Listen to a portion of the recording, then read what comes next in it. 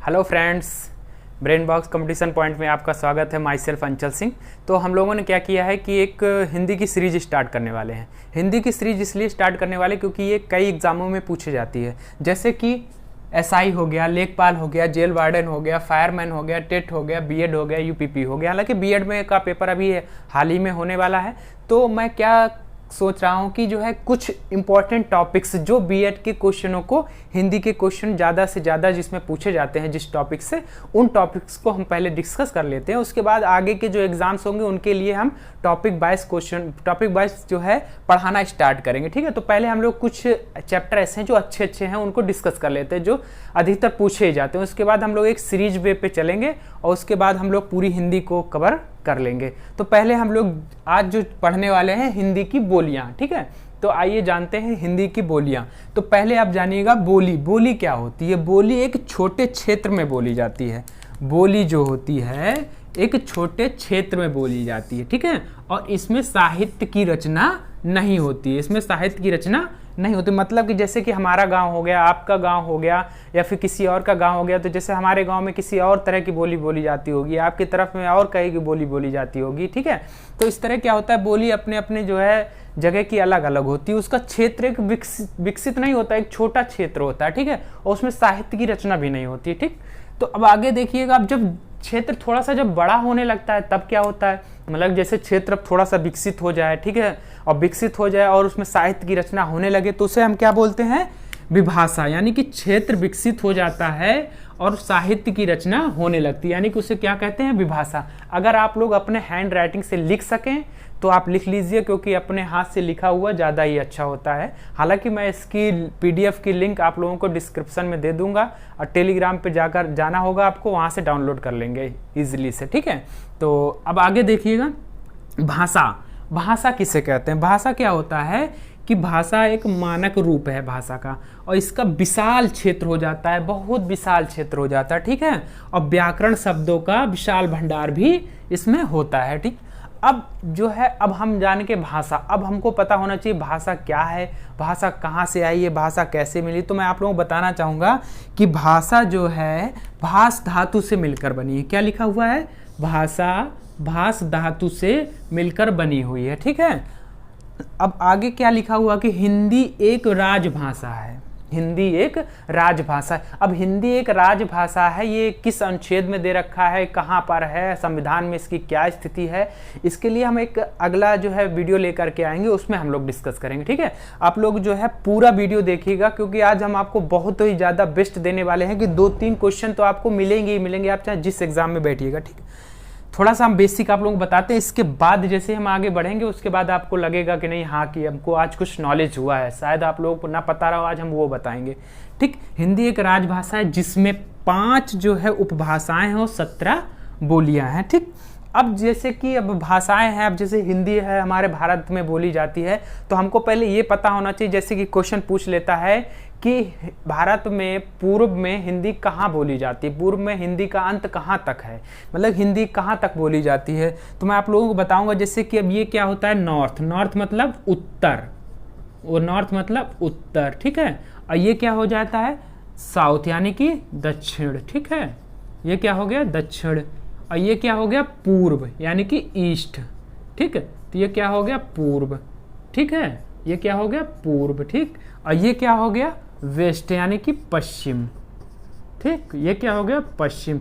अगर मैं आपसे पूछूं कि पूर्व में कहाँ तक हिंदी बोली जाती है, तो आप लोगों को जवाब क्या होगा, बद्रीनाथ तक। आप लोग नोट करते चलिएगा। ठीक है, नॉर्थ में कहाँ तक है, बद्रीनाथ, यानी उत्तर में कहाँ तक इसका विस्तार है, बद्रीनाथ तक। और दक्षिण में इसका विस्तार कहाँ तक है, खांडवा। खांडवा कहाँ पड़ता है, खांडवा कहाँ पड़ता है, एमपी में। ठीक है, और इसका पूर्व में विस्तार कहाँ तक है, पूर्णिया यानी कि बिहार। ठीक है, ये कहाँ, ईस्ट में कहाँ तक इसका विकसित है क्षेत्र, यानी कि पूर्णिया यानी कि बिहार तक। ठीक है, और यहाँ पश्चिम में इसका क्षेत्र कहाँ तक विकसित है, अंबाला। अंबाला कहाँ है, हरियाणा। ठीक है, अब देखिएगा आगे क्या कह रहा है कि हिंदी भाषा का विस्तार। ठीक है, तो हिंदी भाषा का विस्तार आप लोगों को हमने विस्तार से बता दिया कि कहाँ कहाँ इसका विस्तार कहाँ कहाँ तक है। अब आगे देखिएगा, 5 उपभाषाएं जो होती हैं, वो 5 उपभाषाएं कौन कौन सी होती हैं। ठीक है, तो 5 उपभाषाएं कौन कौन सी होती है, राजस्थानी भाषा, पश्चिमी हिंदी, पूर्वी हिंदी, बिहारी हिंदी, पहाड़ी हिंदी, यानी कि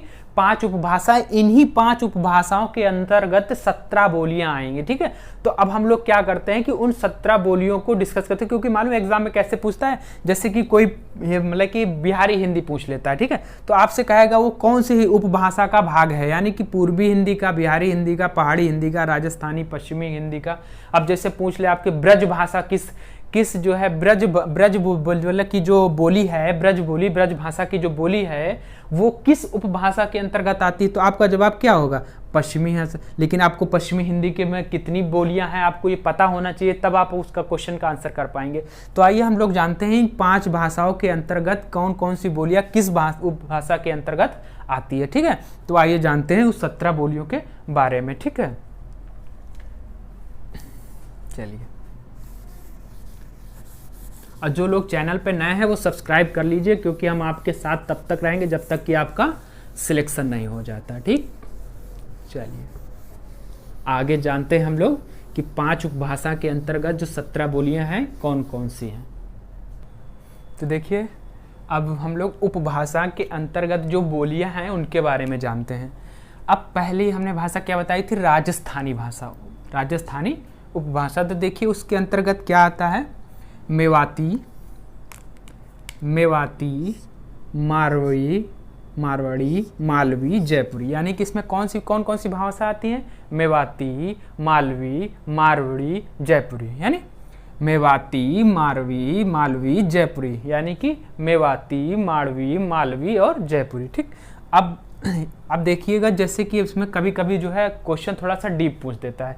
क्वेश्चन अगर पूछ दे डीप कि मेवाती जो उपभाषा है वो राजस्थानी की किस दिशा, मतलब कि कहाँ बोली जाने वाली भाषा, मतलब पूर्वी की है, पश्चिमी की है, कि दक्षिणी की है, कि उत्तरी की है। ठीक है, तो अब देखिएगा इसका हमने क्लासिफिकेशन किया। देखिएगा कि जो मेवाती है वो नॉर्थ, मतलब ये उत्तर, ये हमने क्या बताया था आपको पिछले लेक्चर में, पिछले टॉपिक में क्या बताया था, उत्तर, यानी कि उत्तर में बोली जाने वाली राजस्थानी उपभाषा। क्वेश्चन कैसे आएगा, उत्तर में बोली जाने वाली राजस्थानी उपभाषा कौन सी है, तो आपका जवाब क्या होगा, मेवाती। ठीक है, अगर ऐसे ही पूछ ले वो कि पूर्व में बोली जाने वाली राजस्थानी उपभाषा है, तो आपका जवाब क्या होगा, जयपुरी। और जयपुरी को 2 नाम से और जानते हैं, कौन कौन से नाम है इसके, ढूंढाड़ी और हडौली। कौन कौन से नाम है इसके, ढूंढाड़ी और हडौली। इसी तरह पूछेगा पश्चिम में, इसी तरह पूछेगा आपसे, ये पश्चिम है ये दक्षिण में, यानी कि पश्चिम की कौन सी भाषा है, मारवाड़ी, और दक्षिण की कौन सी भाषा है, मालवी। ठीक है, अब देखिएगा अगले, अब उसमें देखिएगा पश्चिमी हिंदी। अब पश्चिमी हिंदी के अंतर्गत कौन कौन सी बोलियां आती हैं। ठीक है, तो यानी कौरवी, ब्रजभाषा, कन्नौजी, बुंदेली, हरियाणवी, यानी कि कितनी भाषाएं आती हैं, 5 बोलियां आती हैं। ठीक है, अब कौरवी को क्या बोलते हैं, खड़ी बोली या आकार बहुला। देखिए कौरवी को क्या बोलते हैं, खड़ी बोली या आकार बहुला। ठीक है, खड़ी बोली या आकार बहुला। आप लोग जो है हमारे साथ साथ बोलते जाइएगा, लिखते जाइएगा तो ज़्यादा अच्छा रहेगा। ठीक है, ब्रजभाषा, कन्नौजी, बुंदेली और हरियाणवी। हरियाणवी में कौन, क्या उसका दूसरा नाम क्या है, बांगरू और ओकार बहुला। ठीक, अब जैसे इसको याद नहीं हो रहा तो याद करने के लिए हम कैसे करेंगे, जैसे इसकी 2 छोटी सी ट्रिक हमने बना रखी है। इसकी ट्रिक क्या है, कब है, कब है, के से कौरवी, बी से ब्रजभाषा, के से कन्नौजी, बी से बुंदेली, एच से हरियाणवी। ठीक, अब आगे आइएगा पूर्वी हिंदी। अब पूर्वी हिंदी में क्या है, अवधी, बघेली, छत्तीसगढ़ी। पूर्वी हिंदी में कौन कौन सी बोलियां आती हैं, अवधी, बघेली, छत्तीसगढ़ी। ठीक है, और बिहारी में कौन कौन सी आती हैं, मैथिली, मगही, भोजपुरी। बिहारी हिंदी के अंतर्गत कौन कौन सी भाषा बोलियां आती हैं, मैथिली, मगही और भोजपुरी। और पहाड़ी हिंदी के अंतर्गत 2 बोलियां आती हैं, कौन कौन सी, कुमायूनी और गढ़वाली, और कभी कभी आप लोगों से पूछ लेता है एग्जामिनर कि भाषा का वर्गीकरण किसने किया था, तो भाषा का वर्गीकरण किसने किया था, जॉन अब्राहम ने। ठीक है, तो अब हम लोग जो है कुछ ये नोट्स के कुछ फैक्ट हैं उनको लिख लेते हैं, फिर उसके बाद आगे हम लोग डिस्कस करते हैं। कुछ नोट्स और मैं आपको लिखाता हूँ, आप लोग नोट कर लीजिए। आप लोग अपने पेन से लिखिएगा, अपनी कॉपी पे। ठीक है, देखने से नहीं, पढ़ते जाइएगा, लिखते जाइएगा। ठीक, चलिए आगे कुछ नोट्स और हैं उनको नोट कर लीजिए। और जो लोग चैनल पे नए हैं वो सब्सक्राइब करके बेल आइकन दबा दें ताकि आप लोगों को टाइम टू टाइम अपडेट मिलती रहे हमारी। ठीक, चलिए आगे देखिए अब लोग। तो कुछ आप लोग कुछ पॉइंट जो है नोट कर लीजिएगा, नोट लगा के, क्योंकि कुछ इंपॉर्टेंट फैक्ट्स हैं जो आप लोग डिस्कस करते हैं हम लोग। कभी कभी पूछता है कि हिंदी किस भाषा का शब्द है, तो हिंदी एक फारसी भाषा का शब्द है। हिंदी किस भाषा का शब्द है? फारसी भाषा का शब्द है। और उत्तराखंड और हिमाचल प्रदेश की राजभाषा क्या है? संस्कृत है। उत्तराखंड और हिमाचल प्रदेश की राजभाषा क्या है? संस्कृत। अगर यूपी की बात करें तो यूपी की राजभाषा क्या है? हिंदी है। हिंदी और हिंदी के अलावा भी यूपी की दूसरी राजभाषा भी है, उसका नाम क्या है? उर्दू। और कब ये बनाई गई थी उर्दू दूसरी राजभाषा? 1989 यानी कि 1989 में। तो वही बात हमने लिख रखी है, प्रधान राजभाषा हिंदी है और 1989 में दूसरी राजभाषा उर्दू को बनाई गई। ठीक है। और फिर उसके बाद देखिएगा, कभी कभी आपसे जो है काल के बारे में डिस्कस कर देता है, पूछ लेता है। हालांकि जब एग्जामिनर को आपके साथ खेल खेलना होता है तो थोड़ा सा डीप चला जाता है। डीप जब जाता है, कहता है, कभी कभी पूछता है कि अपभ्रंश काल किस समय के बीच के काल को अपभ्रंश काल कहा जाता है। तो कुछ काल हैं, उनके बारे में हम लोग डिस्कस करेंगे। ठीक है। तो पहला एक काल आप लोग देख लीजिएगा, क्या है कि हिंदी भाषा के इतिहास में 500 ईस्वी से 1000 ईस्वी के काल को अपभ्रंश काल कहा जाता है। ठीक है। यानी कि हिंदी भाषा के इतिहास में 500 ईस्वी से 1000 ईस्वी के काल को अपभ्रंश काल कहा जाता है। इसी तरह कुछ और काल हैं, उनके बारे में हम लोग डिस्कस कर लेते हैं। ठीक है। क्योंकि मैं आप लोगों को इतना जरूर पढ़ा दूंगा कि आप पेपर देने जाएंगे, अगर इस टॉपिक से क्वेश्चन आता है तो आपसे छूटेगा नहीं। ठीक है, टेंशन ना लीजिएगा। और हर पेपर में आपसे 1 ना 2 क्वेश्चन पूछे ही जाते हैं। तो आगे भी इन भाषाओं के काल के बारे में हम लोग जान लेते हैं। तो जैसे कि देखिएगा, वैदिक संस्कृत पहले जो है वैदिक संस्कृत। ठीक, वैदिक संस्कृत से हम लोग आए लौकिक संस्कृत में, लौकिक संस्कृत से हम लोग आए पाली में, पाली से आए हम लोग प्राकृतिक में, प्राकृतिक से आए अपभ्रंश से, अपभ्रंश से आए सौरसेनी में, सौरसेनी से आए पश्चिमी हिंदी में, पश्चिमी हिंदी से आए हम लोग कौरवी हिंदी में, फिर खड़ी बोली में आए। यही इसी को हम लोग राजभाषा के रूप में अपनाते हैं, यानी कि आधुनिक में इसी भाषा को हम लोग अपनाते हैं। तो कभी कभी ये सीरीज भी पूछ लेता है एग्जाम में। ठीक है। तो आप लोग इसकी सीरीज याद रखिएगा कि जो है वैदिक संस्कृत के बाद लौकिक संस्कृत, लौकिक संस्कृत के बाद पाली संस्कृत, पाली के बाद प्राकृतिक, अपभ्रंश, सौरसेनी। ठीक है। फिर पश्चिमी हिंदी, कौरवी। ठीक है। और इसी तरह हम लोगों को पूरा सीरियल बाय हमको याद करना होगा। हालांकि याद करने में दिक्कत नहीं होगी, आप लोग 2-3 बार लिखेंगे और 2-3 बार जैसे ही बोलेंगे याद हो जाना है। ठीक है। तो यानी कि हमने जो है इस काल को डिवाइड करके रखा है। हमने ये जान लो कि पूरे हमने 2-3 बुकें पढ़ के रखी, 4 बुक, उनका निचोड़ मैं आप लोगों को दे रहा हूँ। ठीक है। तो अब जैसे कि वैदिक संस्कृत और लौकिक संस्कृत, तो वैदिक संस्कृत और लौकिक संस्कृत जो थी वो आर्य भाषा काल था, भारतीय आर्य भाषा का काल था। ठीक है। जो कि कितने से कितने के बीच में डिवाइड किया गया है? 1000 ईसा पूर्व से 500 ईसा पूर्व तक। ठीक है। अब इसके बाद कौन सी संस्कृत? पाली संस्कृत। पाली भाषा में, पाली भाषा को किस किस काल के अंतर्गत डिवाइड किया गया है?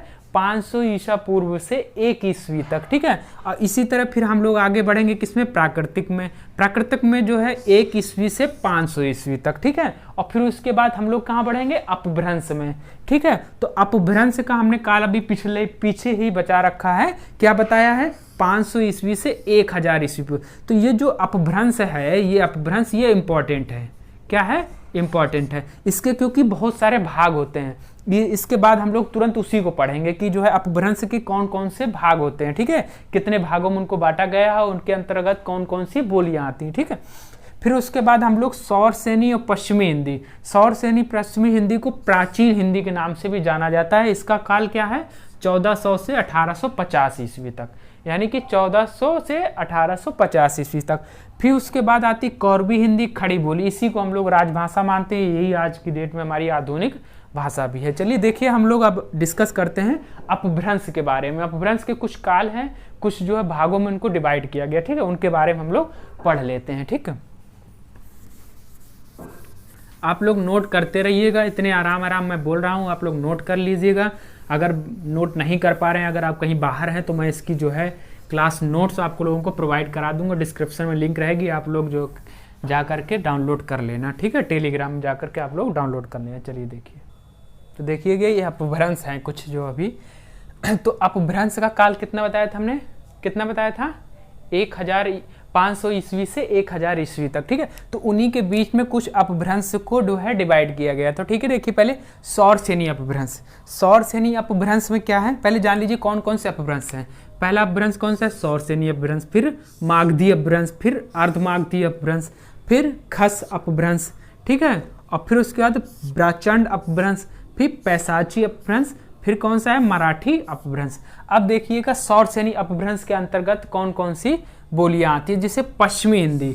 अब पश्चिमी हिंदी के अंतर्गत कौन कौन सी बोली आती है आपको हमने बताया है, कब कब है, ठीक है।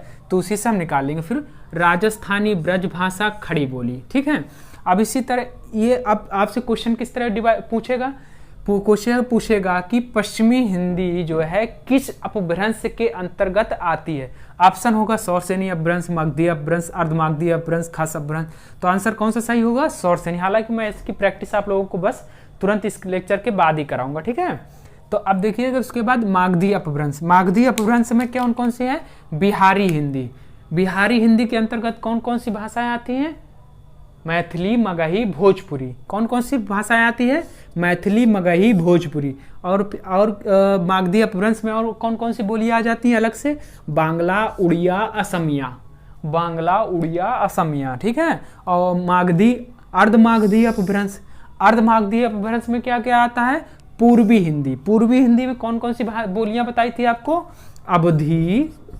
अवधी लिख लीजिए फिर से, जो जितनी बार लिखेंगे उतनी बार आपको फायदा होगा।